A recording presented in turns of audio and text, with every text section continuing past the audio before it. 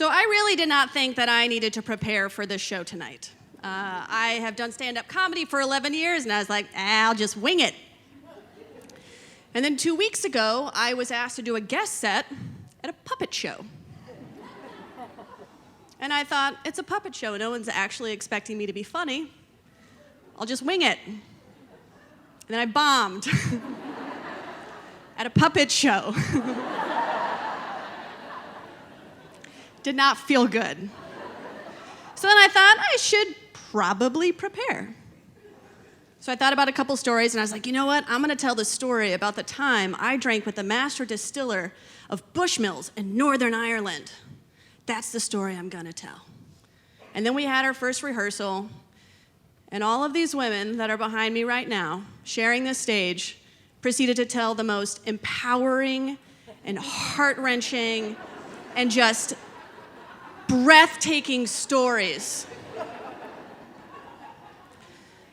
And I was embarrassed before I even had my chance to talk. So at the very last second, I waited to speak until the very, very end. And at the very last second, I was like, I know what I'll do. I'll weave in some tidbits of my trauma into this drinking story.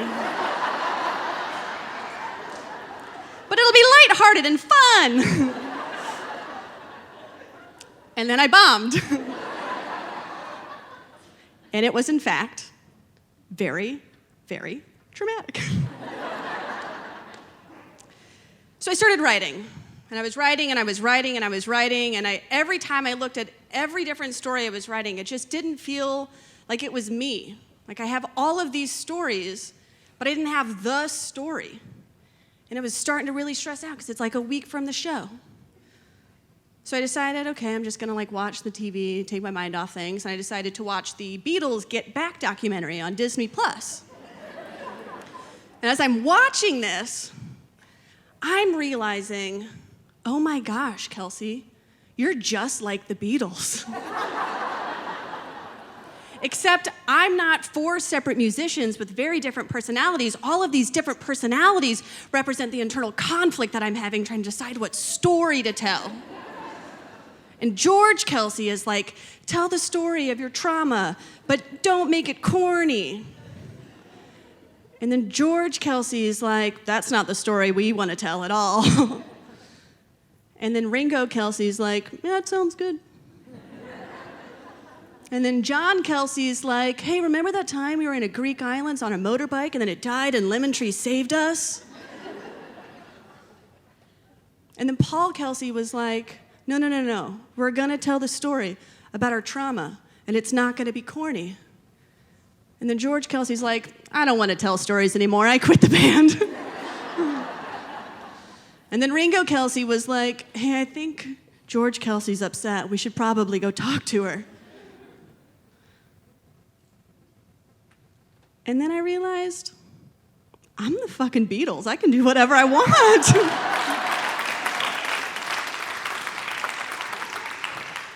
Sorry, Mom, I promised I wouldn't say the F word, and I did. So if you're sitting here thinking, did Kelsey just compare That's What She Said to the iconic Get Back album that the Beatles wrote? The answer is yes. That's what she said.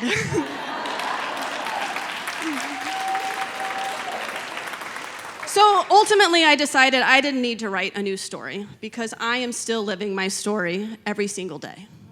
And ultimately, I didn't end up wanting to tell the story of my trauma because my trauma just kind of takes over and goes full Paul McCartney, and then all of the other members of the band have to say, hey, other cool things happen too. So I decided I need to sit back and I need to do some reflecting. So I started going through old journals of mine and reading letters that I had written to myself and stories that I had written to myself. And I saw this really empowered woman that had worked really hard to get where I am today. And I realized that just one story wasn't gonna be the story, that I had to figure out a way to tell a lot of stories because I am a lot of different versions of myself, even though today I'm just Kelsey standing here on the stage. But ultimately, I'm the Kelsey who decided her freshman year to go to Thailand for a semester because it looked like it would be cheaper than living in St. Louis. Plus, it would really piss my dad off.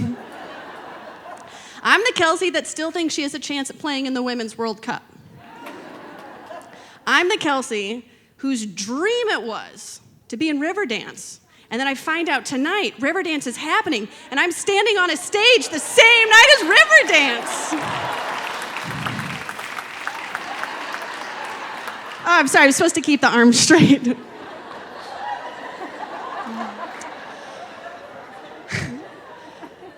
I'm the Kelsey that told her trauma to get to work, and with 4 other women founded a nonprofit organization that teaches alcohol. Teaches alcohol. We do drink. It teaches sexual assault and harassment prevention training to bars and restaurants all over the city of St. Louis. Thank you.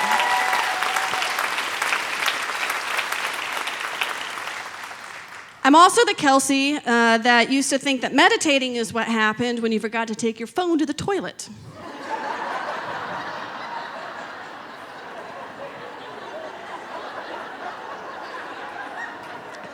I'm also the Kelsey that just like 2 weeks ago made a post on Facebook that was like, you gotta manifest that shit.